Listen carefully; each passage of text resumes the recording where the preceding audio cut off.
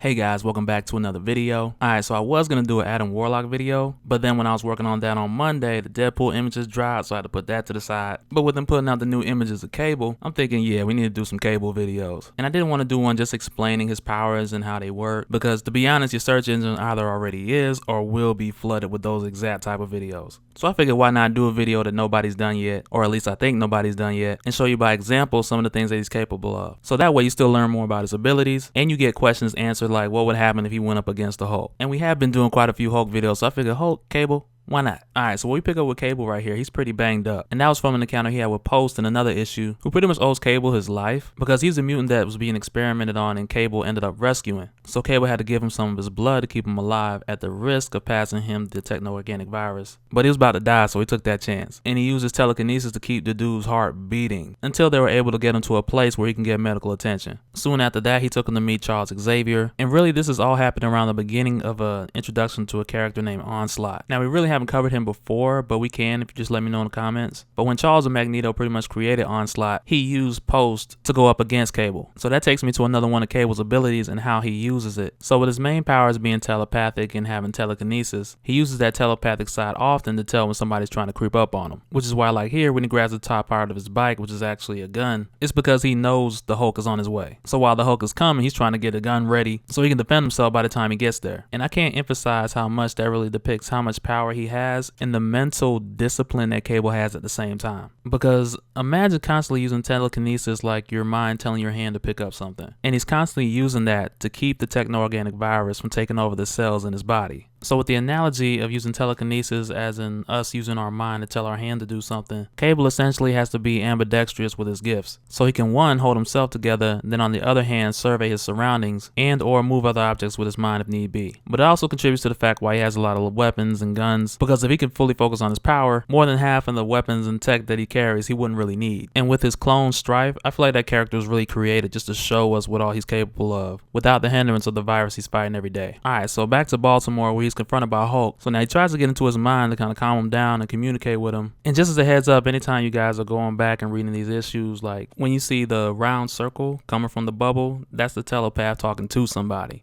Or vice versa. Versus when you see the cloud come from the bubble, that's his thoughts to himself. And I just say that because sometimes people be like, it's so confusing, I don't know what's going on. But yeah, that's all that is. But Hulk keeps telling him to drop the gun, and Cable meanwhile is trying to figure out what's going on because he has his suspicions of Onslaught sending Hulk. But if you ask me what would have been a red flag is Hulk jumping in your face like Hulk smashed, and all of a sudden he just goes to regular talking. Proper English, oh, I've never met you before, Cable, it's the first time we're meeting, why would I, Like, to me that just would have been a red flag. And at this time around early mid-90s, you had your Professor Hulk, who was your more self-conscious Hulk who can form sentences and everything. And I talk more about that on my 30 plus Hulks video. But Hulk really wasn't somebody who was on Cable's radar. He kind of blindsided him by just popping up. But either way, Hulk gets tired of asking him to drop the gun and he just kicks the mess out of him. And it's totally off guard, like straight up Charlie Murphy, Rick James style. But it's not until he does this where he clears up, yeah, I'm here to help, but I didn't say who I'm helping. But then he adds on the end of that, Onslaught sends his regards. And this reminded him of a recent conversation he had with the blacksmith. And the blacksmith was like his mentor. He had telepathic and telekinetic abilities, plus he could time travel.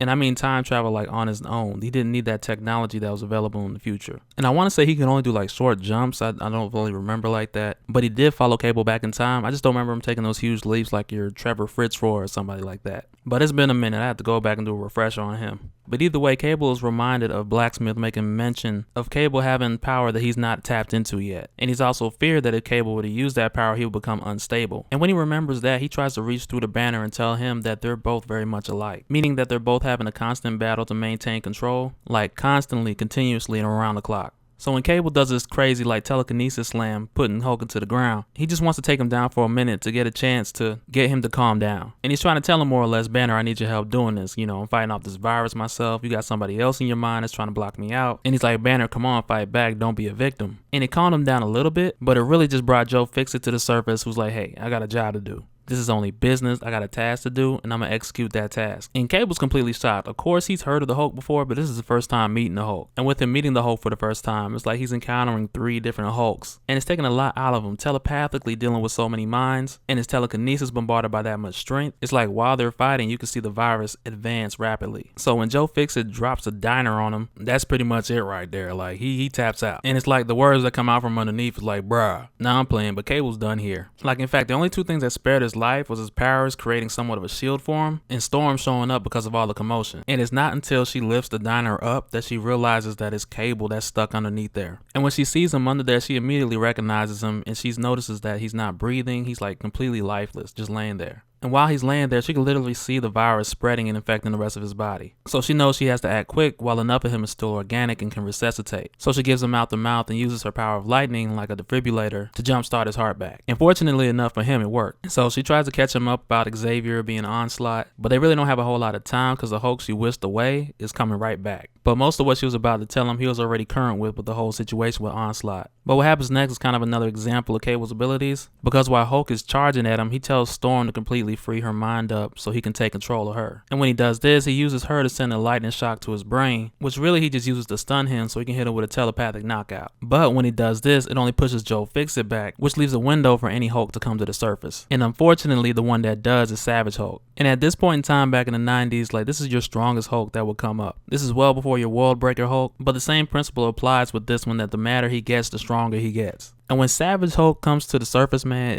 it's exactly what it is, just savage. At this point, it's no longer so much a fight to subdue him, but it's more so a fight to stay alive. And while all of this is happening, halfway across the world over in Morocco, Casablanca to be more specific, and Apocalypse is using Ozymandias, who is a prophet, as a slave. And he's prophesied to Apocalypse that soon there would be the fall of the Dayspring, which would lead into the dawn of Apocalypse. And so his plan at this point is to use what Onslaught is doing to get rid of Cable so he can seize his opportunity. But that's another story for later on. But even still, he's not aware at this point that Cable's been resuscitated, and his fight with Hulk continues in a whole nother series. Like we're gonna jump from Cable over to Incredible Hulk number 444. And it's in that issue where we see Cable is going into the mind of Savage Hulk to try and find out what's the issue that's going on with Banner. Because no matter how many times they knock him out, Banner never comes to the surface. But the problem is, the longer that Cable's in there, the virus is also spreading through his body. Because like I mentioned before, it's a balancing act. And Storm urges him to get this done quickly, because if he doesn't, either the virus that's inside him is going to kill him, or the authorities are going to arrive, one or the other. And she even says they're close because she can hear the sirens. But by using that same method of shock therapy, if you will, using that to get the Hulk subdued for a minute, so Cable can go into his mind and break Banner out of the prison that he's trapped in.